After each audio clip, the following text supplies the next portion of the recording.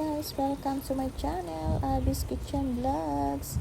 So ngayon guys, isi-share ko naman sa inyo kung paano magluto ng ginisang pancit canton guys. So simpleng luto lang siya guys, pero masarap siya guys. So ayan guys, let's get started.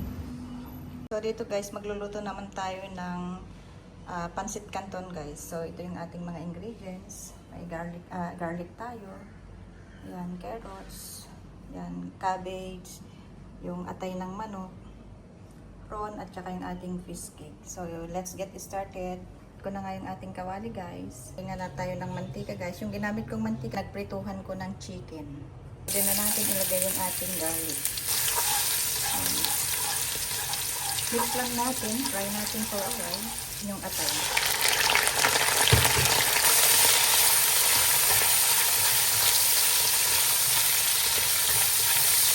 Fry natin yung atay. Guys, kunin natin yung atay.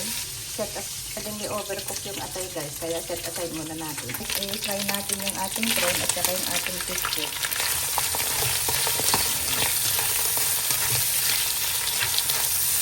Mix lang natin guys. Yan guys, kunin din natin yung prawn. Hindi pwedeng ma-half cook, ay hindi pwede overcook yung prawn natin guys.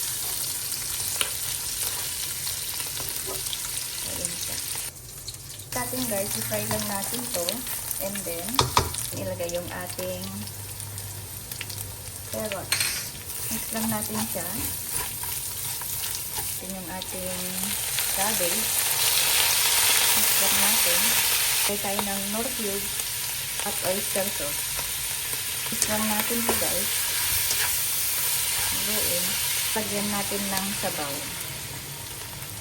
Ilagay kong sabaw guys, yung pinaglagaan ko ng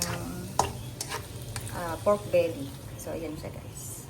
So, itong ating vegetable, hindi siya pwedeng ma-overcook. So, iset aside muna natin guys. Kunin natin at ilagay natin sa plato. Parit na natin yung ating vegetable. Ilagyan natin ng soup natin hanggang sa kumulo. Pakuluan natin. After natin pakuluin, kaya tayo dyan ng pepper, konting toyo. Makulo na, dagdagan natin ng isang nor cubes, guys. Tunawin natin yung nor cubes. Tikman natin yung lasa ng sabaw ng pancit. Okay na. So, ayan nga guys, okay na siya. Ilagay itong noodles, guys. So, ganyan siya, guys. Guys, balik ka rin lang natin yung ating noodle.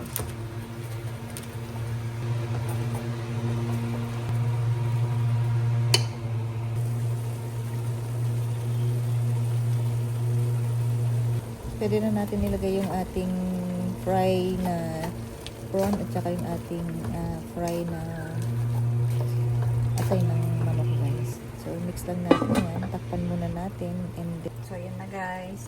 Yan na guys yung ating noodles. Ilagay yung ating gulay. So mix lang natin guys hanggang mag-combine yung ating gulay at saka yung ating noodle. So, ganyan lang guys, kasimple magluto ng ginisang canton. Yung ating ginisang canton. Pakuluan lang natin hanggang sa matry guys. Thank you for watching guys. God bless you everyone. Ayan yung ating canton. Ginisang canton guys. So, yan.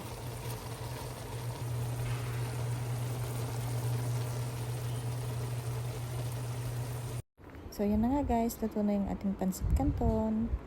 Please subscribe to my channel, Abby's Kitchen Vlog. Likes, comment, and share. And please click the bell button para makasunod po kayo sa aking mga video.